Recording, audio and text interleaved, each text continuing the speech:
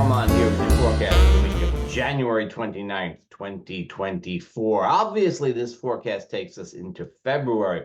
And if you happen to be watching this, let's say on Saturday morning, July 27th, anytime before noon Eastern, then I invite you to tune in live for the February forecast.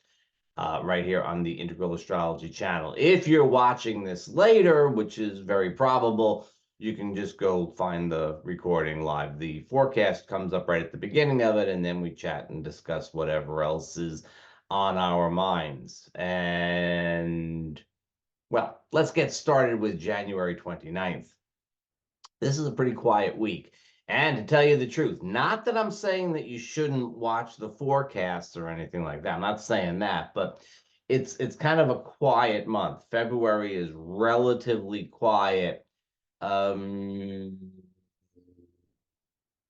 We'll deal with that during the forecast. I would say that this is a little bit of a breather time.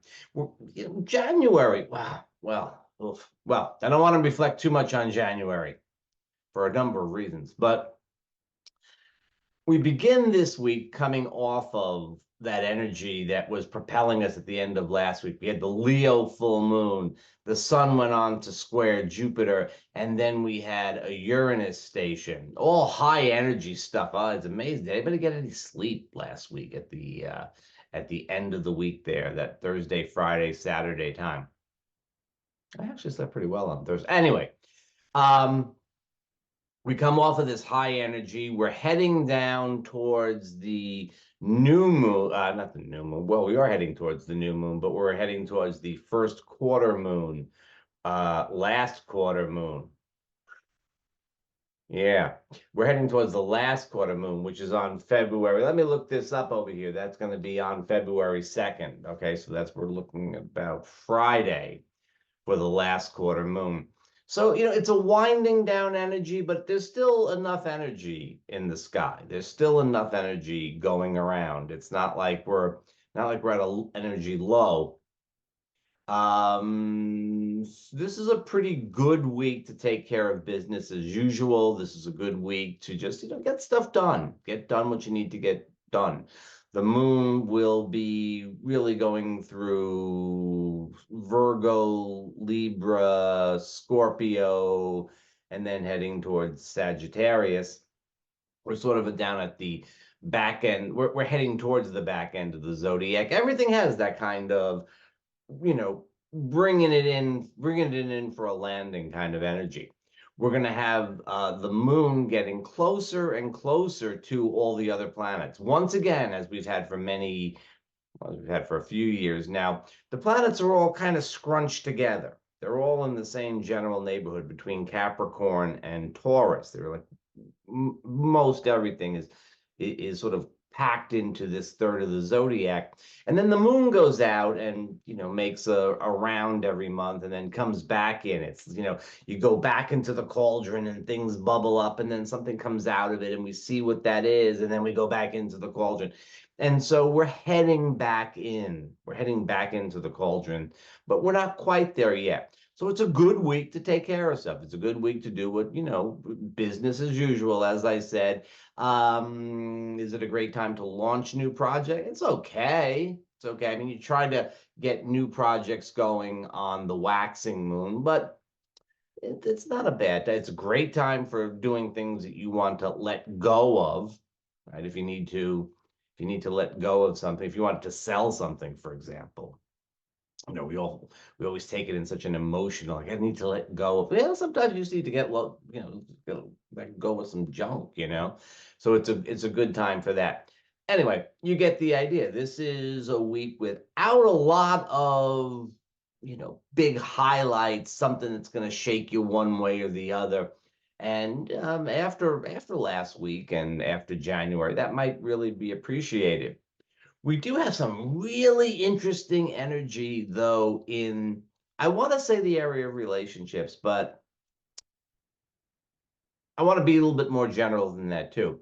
We have, between the 29th and the 31st, we have 4 celestial objects. We have Mercury, Uranus, we have Mars, And on top of all, we have partnership asteroid Juno, all kind of in this nice relationship with each other, right? They're all kind of making this trying type of situation. For those of you that dig the astrology there, it's a trying kind of situation.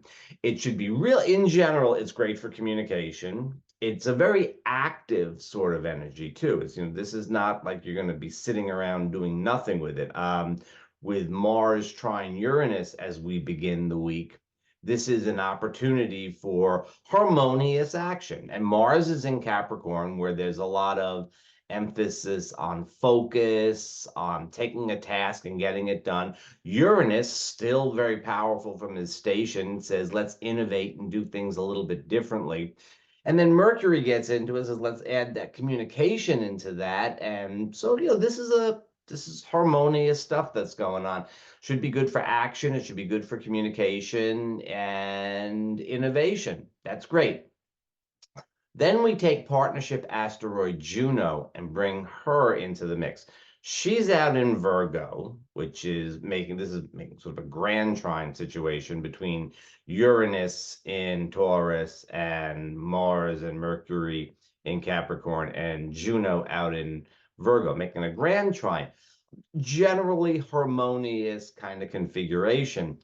And now Juno, partnership asteroid, but not like Venus in the sense of what you want, more like in the sense of what you've got. Juno has a lot to do with partnership commitment, right? This is to what am I committed, right?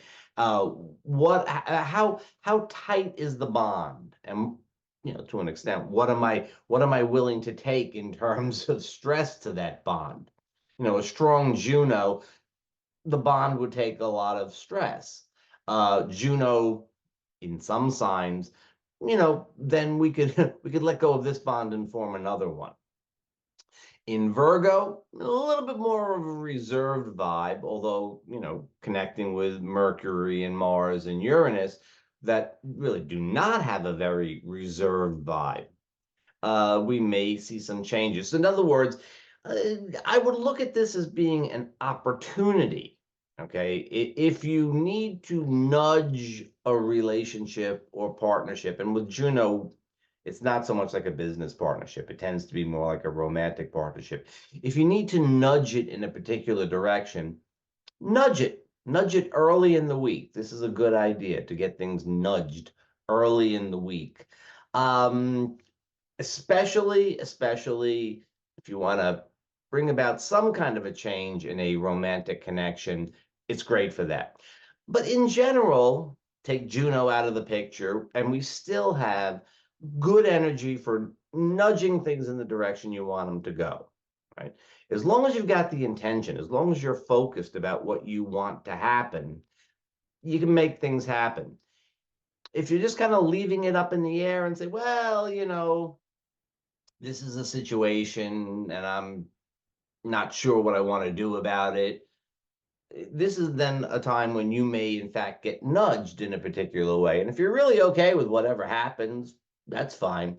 But if you want a particular outcome, you should be thinking about it beforehand. As we head towards the last quarter moon on Friday, then, it could be time for some decisive action, one way or the other. If nudging didn't work, then we can push. This is a last quarter moon in Scorpio. So there's a potential for some, decisive action, cutting off, maybe limiting things. It's going to have a little bit of a protective vibe to it, which is very typical of the Scorpio. It's very typical of the Scorpio moon anyway. You take the general protectiveness of Scorpio moon, and then you add in that it's a last quarter moon, and it has that feeling of like cutting things off and cutting things back. And it is, here we go, it is a good time to let go of things that you want to get rid of. And in this case, I really do mean something that is more emotional. Although if there is a person or situation attached to that, that's fine too. All right. There you go. It's a week where you can nudge things in the direction you want them to go. Little decisive action may be called for at the end of the week.